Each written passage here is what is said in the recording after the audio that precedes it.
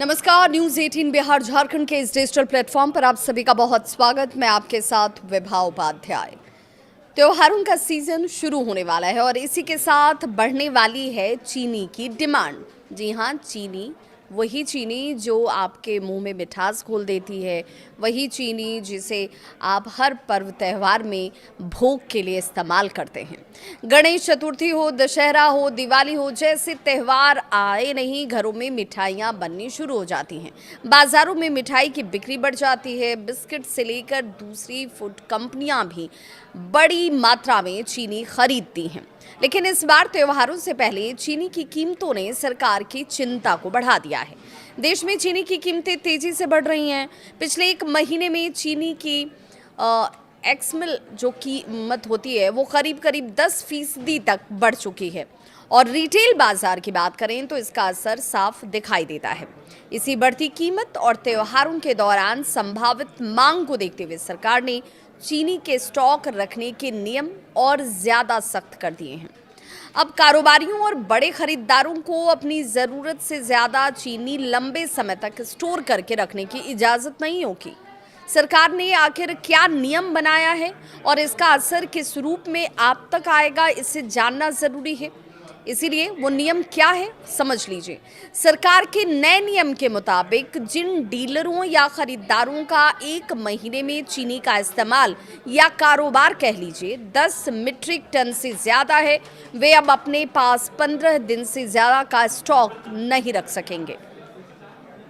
ये नया नियम कब से लागू होगा, कब से आप इसे लेकर ज़्यादा सतर्क हो जाएं, सावधान हो जाएं, मूल तौर पर आप इसे समझ जाएं कि आपको क्या करना है और क्या नहीं करना है, तो ये नया नियम 1 सितंबर से लागू होगा। 30 नवंबर तक ये जारी रहेगा, यानी त्योहार के इस पूरे पीक सीजन में सरकार चीनी के स्टॉक और उसकी सप्लाई पर कड़ी नज़र रखने वाली है। सरकार का इसके पीछे का मकसद क्या है वो भी हम आपको बताते हैं। मकसद बहुत साफ, बाजार में चीनी की उपलब्धता बनी रहे, कारोबारी ज़रूरत से ज़्यादा चीनी स्टॉक न करें और जमाखोरी की वजह से कीमतों में अचानक से कोई तेजी न आए।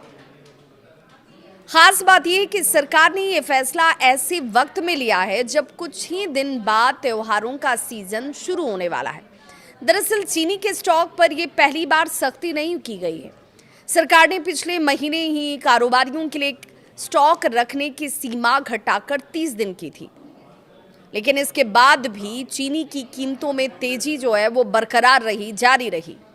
इसी वजह से सरकार को फिर एक बार नियम में तब्दीली लानी पड़ी है और 30 दिन के इस समय सीमा को घटाकर 15 दिन करना पड़ा है।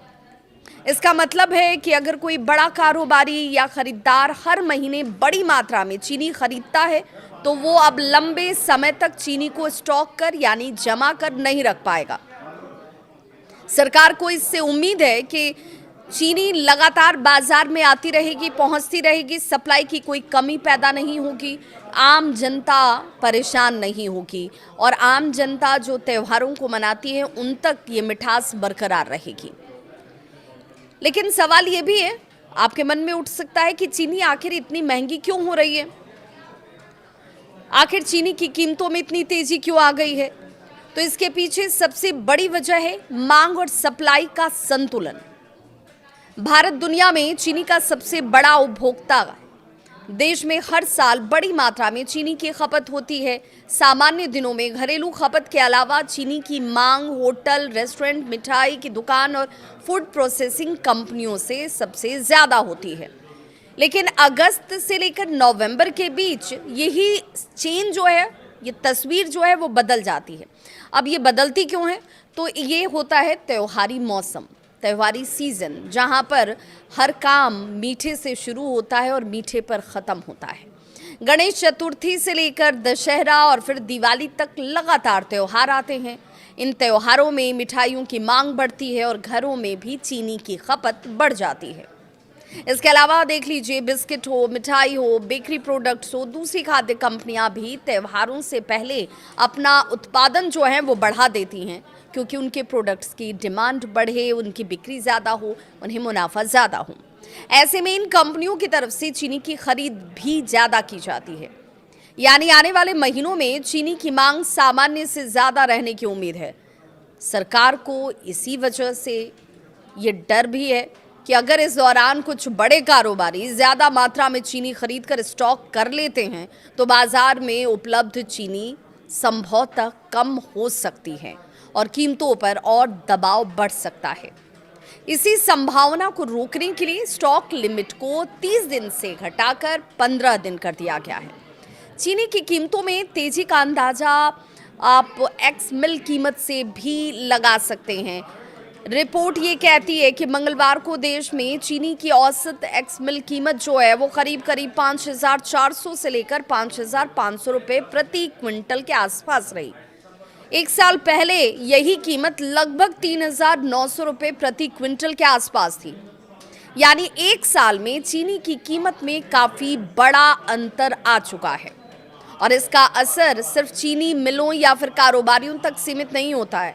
इसका असर सीधे तौर पर आम लोगों की जेब पर भी पड़ सकता है।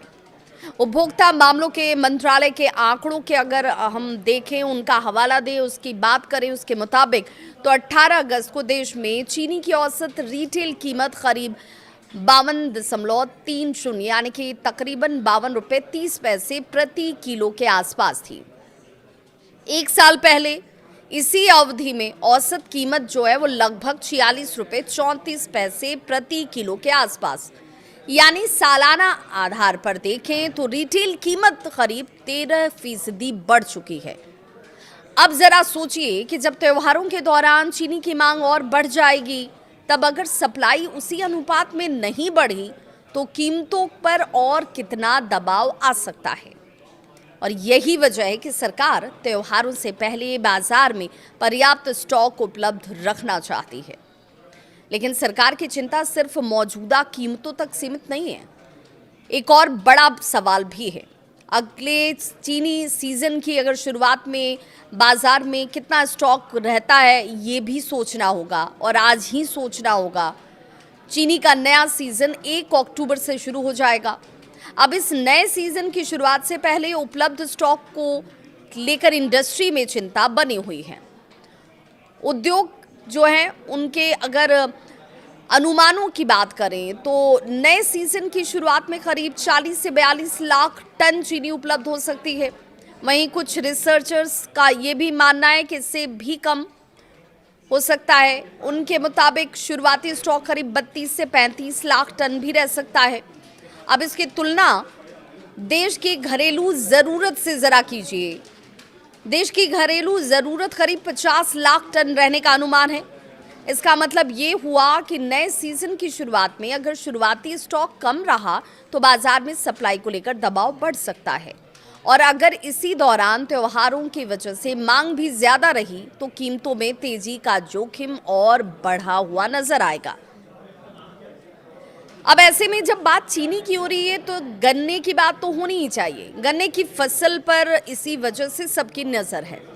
चीनी की सप्लाई को लेकर एक और चिंता गन्ने की फसल से जुड़ी हुई है। कुछ इलाकों में बारिश कम होने और मौसम अपेक्षाकृत सूखा रहने से गन्ने की फसल पर असर पड़ने की भी चिंता है।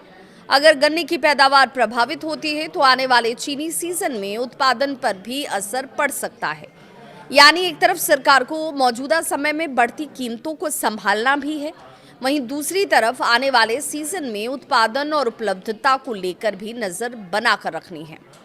अगर मौजूदा 2025-26 सीजन की बात करें तो देश में कुल चीनी उपलब्धता करीब 320 लाख टन रहने का अनुमान है। वहीं घरेलू खपत करीब 285 लाख टन रहने का अनुमान है। इसके अलावा करीब 7 लाख टन चीनी के निर्यात के बाद सीजन के अंत में लगभग 35 लाख टन स्टॉक बचने का अनुमान लगाया जा रहा है। ऊपर से देखने पर तो ये स्टॉक काफ़ी आपको लग सकता है कि भाई ये बहुत है, लेकिन नए सीजन की शुरुआत, घरेलू खपत और त्योहारों के दौरान बढ़ने वाली मांग को देखते हुए सरकार किसी तरह का कोई भी जोखिम नहीं लेना चाहती। यही कारण है कि सरकार बाजार में मौजूदा स्टॉक को तेजी से घूमते रहने देना चाहती है। सिर्फ स्टॉक लिमिट घटाने तक सरकार का कदम सीमित नहीं है। खाद्य मंत्रालय चीनी की उपलब्धता और स्टॉक पर लगातार नजर रख रहा है। मंत्रालय ने चीनी मिलों को भी निर्देश दिया है कि वे खरीदारों को बेची गई और खरीदारों की ओर से उठाई गई चीनी की सही जानकारी को उपलब्ध कराएं। इसके लिए ऑनलाइन फॉर्म और वेरीफाइड ईमेल आईडी के जरिए जानकारी शेयर करने की व्यवस्था तक की गई है। अब इसका फायदा क्या होगा तो वो भी जान लीजिए। इसका फायदा ये होगा कि सरकार के पास देश में चीनी की वास्तविक उपलब्धता और सप्लाई की बेहतर तस्वीर सामने होगी। अब इसे आप साधारण शब्दों में और आम जनमानस को जो बात समझ में आए उस लिहाज से अगर देखेंगे तो इसे ऐसे समझिए कि कहाँ कितनी चीनी उपलब्ध है, कितनी चीनी बिक रही है, कितनी उठाई जा रही है। इन आंकड़ों पर नजर रखकर सरकार जरूरत पड़ने पर आगे भी इसे लेकर कदम उठा सकती है। अब पूरा मसला जो है वो सबसे ज्यादा अगर कहीं पर आकर रुकता है तो वो है आम आदमी पर। अब आम आदमी पर इसका असर क्या होगा, सबसे बड़ा सवाल भी यही है। इस पूरे फैसले का आम ग्राहक पर असर किस रूप में पड़ने वाला है तो वो भी जान लीजिए। सरकार की कोशिश सफल रहती है, बाजार में पर्याप्त चीनी उपलब्ध रहती है तो त्योहारों के दौरान कीमतों में अचानक बड़ी तेजी को रोकने में मदद मिल पाएगी।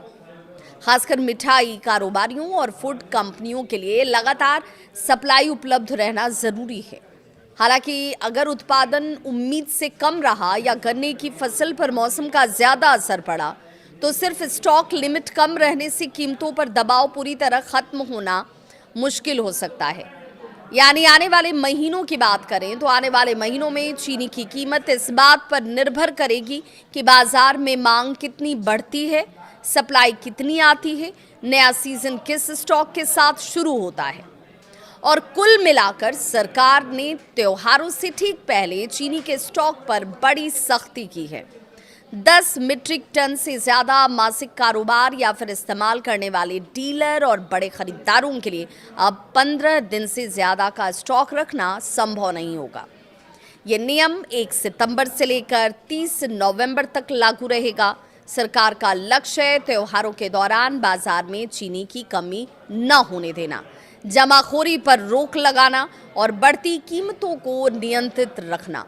लेकिन आगे की तस्वीर सिर्फ सरकारी स्टॉक लिमिट से तय नहीं होगी, गन्ने की फसल भी इसमें महत्वपूर्ण होगी। बारिश कैसी होती है, नए सीजन का शुरुआती स्टॉक क्या रहता है, चीनी का उत्पादन और त्योहारों के दौरान बढ़ने वाली मांग, इन सभी पर बाजार की नजर रहेगी। अगर सप्लाई मजबूत रही तो कीमतों को संभालना आसान होगा, लेकिन उत्पादन या शुरुआती स्टॉक उम्मीद से कम रहा तो चीनी की कीमतों पर दबाव आगे भी बना रह सकता है। और इसीलिए आने वाले 3 महीने न सिर्फ चीनी कारोबारियों बल्कि आम उपभोक्ताओं के लिए भी बेहद महत्वपूर्ण रहने वाले हैं। त्योहारों की मिठास इस बार चीनी की कीमत कितनी बढ़ाती है और सरकार की 15 दिन वाली स्टॉक लिमिट महंगाई पर कितना असर डाल पाती है, इस पर हम सब की नजर है। इस खबर को लेकर आपकी क्या है सोच, अपनी राय जरूर कमेंट सेक्शन में साझा करें।